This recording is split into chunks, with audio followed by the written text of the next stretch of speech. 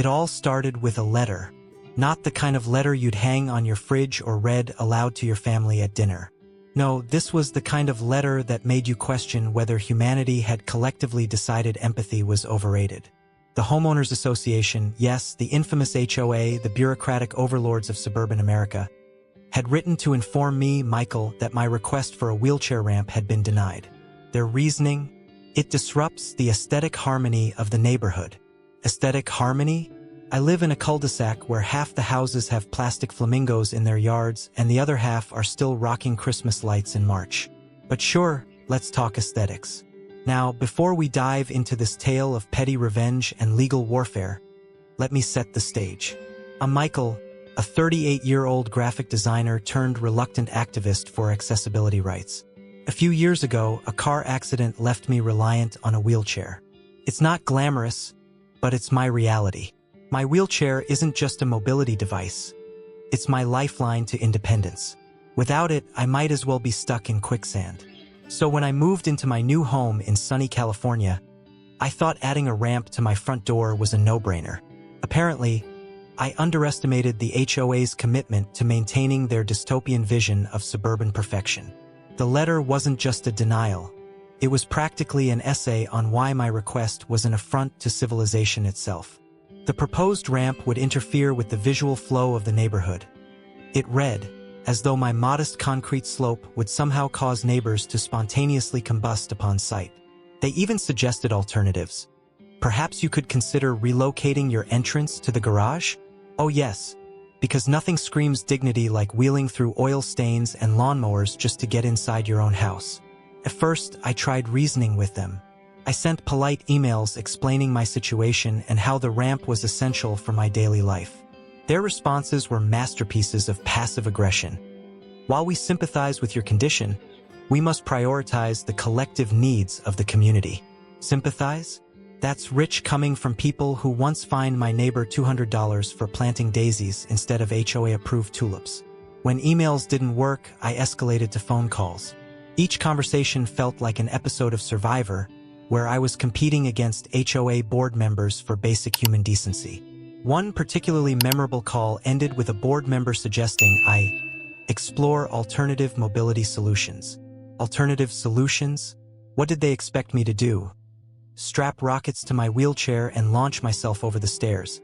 The final straw came during an HOA meeting where I presented my case in person.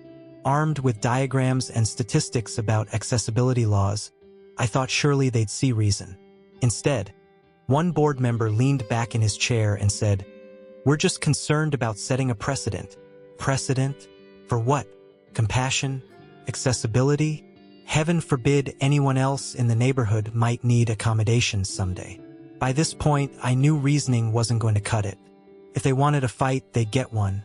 But not before I had some fun first. My first act of rebellion was subtle yet satisfying. I started decorating my front yard with increasingly absurd lawn ornaments. A giant inflatable flamingo one week, a family of gnomes engaged in what can only be described as interpretive dance the next. If they cared so much about aesthetics, I figured I'd give them something to really complain about. But petty antics weren't enough. It was time to bring out the big guns. Legal action. Armed with advice from disability rights organizations and a lawyer who shared my disdain for HOA nonsense, I filed a formal complaint under the Fair Housing Act, FHA. The FHA explicitly prohibits discrimination against individuals with disabilities and requires reasonable accommodations, even if those accommodations clash with someone's precious visual flow. Preparing for court was an adventure in itself. My lawyer suggested we emphasize the absurdity of their arguments using satire, a tactic that proved surprisingly effective during pretrial negotiations. For example, when they claimed my ramp would obstruct pedestrian traffic, despite being nowhere near the sidewalk, we countered by asking whether they planned to ban mailboxes next, since those also technically obstruct pathways. The trial itself felt like something out of a sitcom. The HOA's lawyer tried valiantly to defend their position but kept tripping over their own logic. At one point, they argued that allowing ramps might lead to residents requesting other modifications like solar panels or wind turbines, because apparently saving energy is equally offensive as saving lives. When it was finally my turn to speak, I couldn't resist injecting some humor into my testimony. "Your Honor," I began solemnly, "I understand the HOA's concern about preserving neighborhood aesthetics. After all, nothing says community spirit like forcing disabled residents to crawl upstairs while dodging flamingos." Even the judge cracked a smile. Ultimately, common sense prevailed. The court ruled in my favor and ordered the HOA to approve my ramp immediately. Not only because it was legally required, but because their arguments were so ridiculous they bordered on parody. Victory tasted sweet. Not just because I could finally access my home without risking life and limb, but because it felt like justice had been served with an extra side of karma. The HOA even had to reimburse me for legal fees, a detail that made sending them the invoice all the more satisfying. As for life post-trial, my ramp now stands proudly as both a functional necessity and a symbol of resilience against bureaucratic absurdity. Neighbors occasionally stop by to compliment its design or ask about its construction. A reminder that sometimes change starts small but ripples outward. And as for the HOA, let's just say their meetings have become noticeably quieter since our little courtroom drama unfolded. Perhaps they've finally learned that aesthetics are no match for accessibility, or maybe they're just busy trying to figure out how to remove flamingos from their bylaws. Either way, one thing is clear. When life hands you stairs, build a ramp. And if anyone tries to stop you, make sure they regret it every step of the way. When the HOA stonewalled me at every turn, I realized I was no longer dealing with mere mortals. No, these were gods of pettiness, reigning over their suburban Olympus with an iron fist and a clipboard. They weren't just denying my wheelchair ramp, they were denying my very existence as a functional human being. And so began the next chapter of my saga, the battle for basic decency, fought on the treacherous terrain of bureaucracy. First, I tried the diplomatic approach. I sent a heartfelt email to the HOA board, explaining how the ramp was not just a convenience but a necessity. I even attached a doctor's note for good measure, because apparently, needing to access your own home isn't self-evident enough. Their response? "We appreciate your concerns, but must adhere to our architectural standards." Architectural standards? This is the same neighborhood where someone painted their house neon green and another guy has a mailbox shaped like a trout. But sure, let's pretend we're living in Versailles. Undeterred, I decided to escalate. I called their office directly, hoping that speaking to an actual human might yield better results. After navigating an automated phone system that felt like it was designed by Kafka himself, I finally reached a live person. "Oh, you'll need to submit Form 27B/6, she chirped. "And don't forget to include the $200 application fee." Application fee? To install a ramp on my property? At this point, I was convinced they were just making up rules as they went along.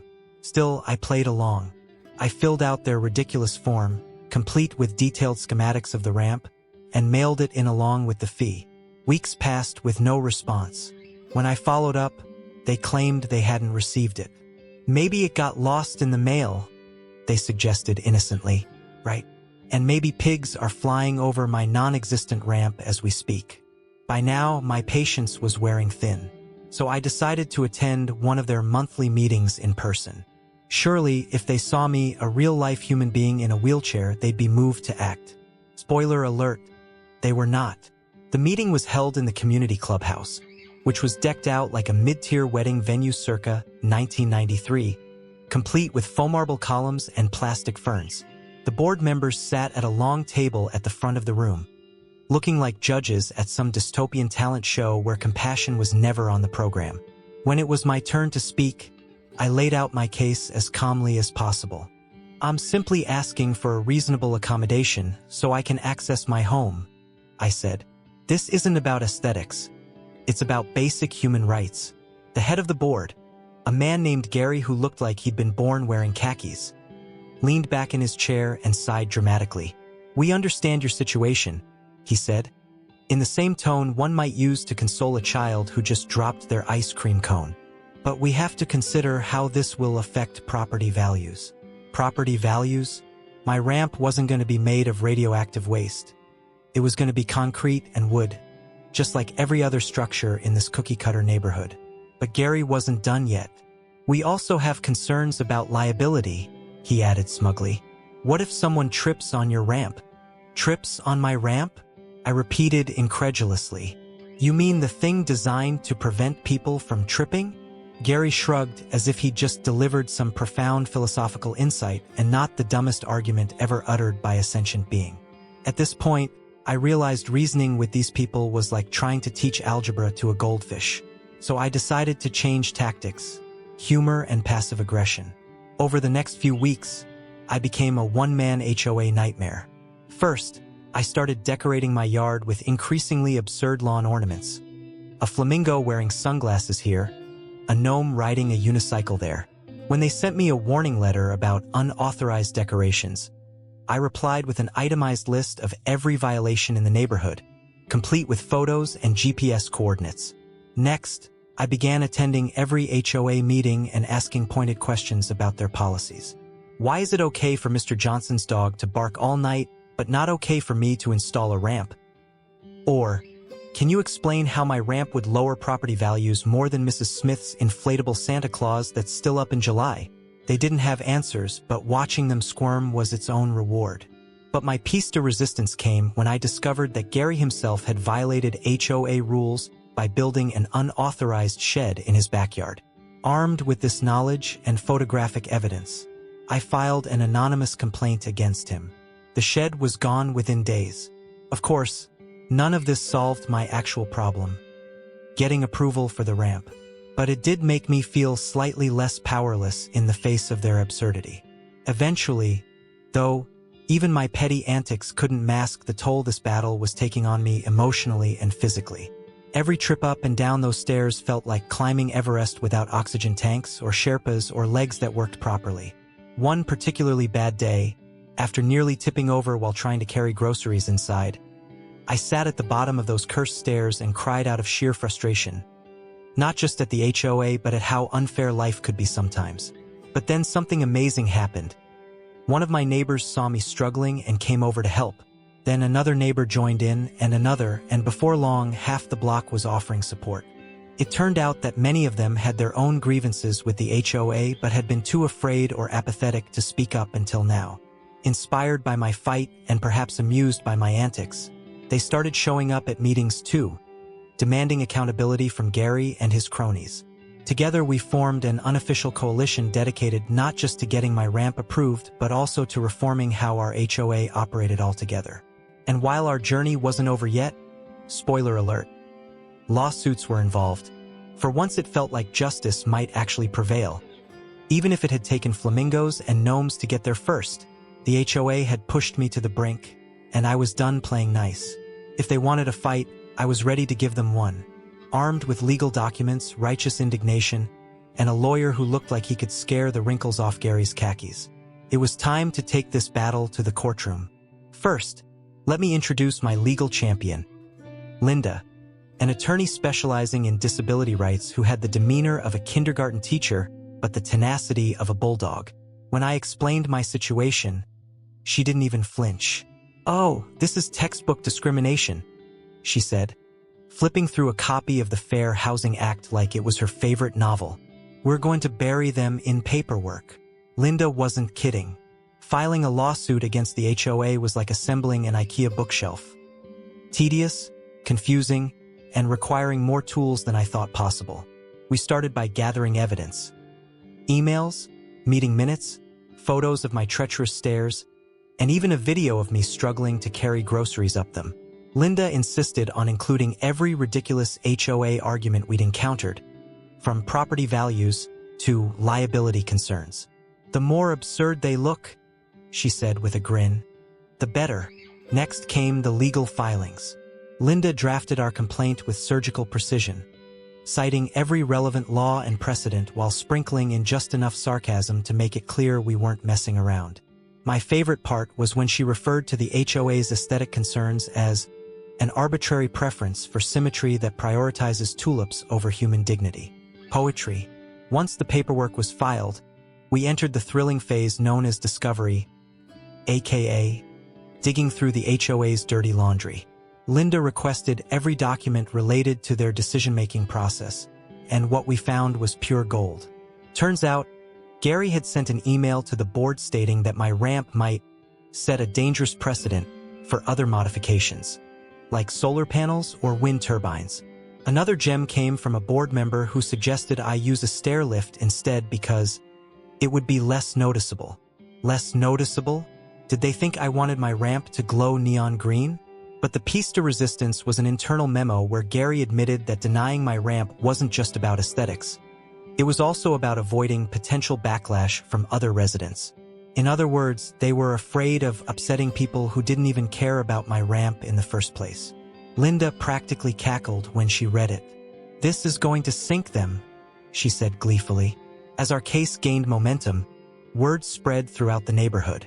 My coalition of disgruntled residents grew larger by the day, with neighbors coming forward to share their own horror stories about HOA tyranny. One woman revealed that she'd been fined for having her trash bins visible from the street, even though it was trash day. Another man confessed that he'd been forced to repaint his front door 3 times because none of the colors he chose were approved shades. By the time we reached court, it felt less like my personal battle and more like a community uprising. The trial itself was nothing short of theatrical. The courtroom was packed with neighbors eager to see justice served, and perhaps witness Gary squirm under oath. The HOA's lawyer tried valiantly to defend their position but quickly found themselves in over their head. Their opening argument focused on how my ramp would disrupt neighborhood harmony, which prompted Linda to ask whether harmony included inflatable flamingos and neon green houses. The lawyer stammered something about individual cases, but by then it was clear they were grasping at straws. When Gary took the stand, things went from bad to worse for the HOA. Under cross-examination by Linda, who could have moonlighted as an interrogator, he admitted that no residents had actually complained about my ramp, only that he and the board had anticipated concerns. Linda pounced on this like a cat spotting an unattended sandwich. "So you denied Mr. Michael's request based on hypothetical objections?" she asked sweetly. Gary mumbled something incoherent before retreating into his chair like a turtle hiding from predators. My turn on the stand was surprisingly enjoyable, partly because Linda had coached me so well and partly because I couldn't resist throwing in some humor. When asked why I needed a ramp instead of using alternative solutions like a stair lift or garage entrance, I replied deadpan, "Well, Your Honor, I thought about installing rocket boosters on my wheelchair, but decided concrete might be more practical." Even the judge cracked a smile. By the end of the trial, it was clear which way things were going. The HOA's arguments had been thoroughly dismantled, not just by Linda but by their own incompetence, and our evidence spoke for itself. The judge ruled in our favor, ordering the HOA to approve my ramp immediately and reimburse me for legal fees. Victory tasted sweeter than any revenge fantasy I'd ever dreamed up. Not just because I could finally access my home without risking life and limb, but because justice had been served in spectacular fashion. Watching Gary's face as he received the verdict was almost worth all those months of stress and frustration. But the best part? The ripple effect of our win didn't stop at my driveway. Inspired by our success, neighbors began challenging other HOA rules they'd previously accepted as gospel, demanding fair treatment and accountability from their so-called leaders. Within weeks, Gary resigned from his position on the board. Rumor has it he couldn't handle all those complaints about his shed. As for me, my ramp now stands proudly as both a functional necessity and a symbol of resilience against bureaucratic absurdity. A reminder that sometimes you have to fight for what's right even when it feels impossible. And while I wouldn't wish this ordeal on anyone else, I can't help but feel proud knowing we turned our neighborhood into something better. Not just for me, but for everyone who calls it home. Because if there's one thing this experience taught me, besides how much fun lawn ornaments can be, it's that standing up for yourself isn't just about winning, it's about showing others they can win too. After the court's ruling, you'd think the HOA would have learned their lesson. But no, they didn't just lick their wounds and move on. They doubled down on their passive-aggressive nonsense. The day after the verdict, I received a letter from them. Not an apology, not a congratulations on your victory, but a notice informing me that the ramp must adhere to community-approved color schemes. Apparently, my ramp was now subject to the same draconian aesthetic standards as everyone else's front door.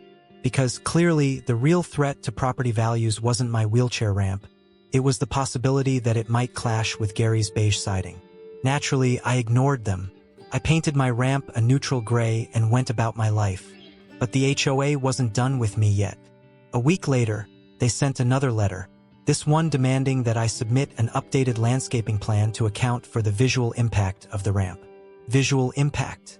It's a concrete slope, not the Eiffel Tower.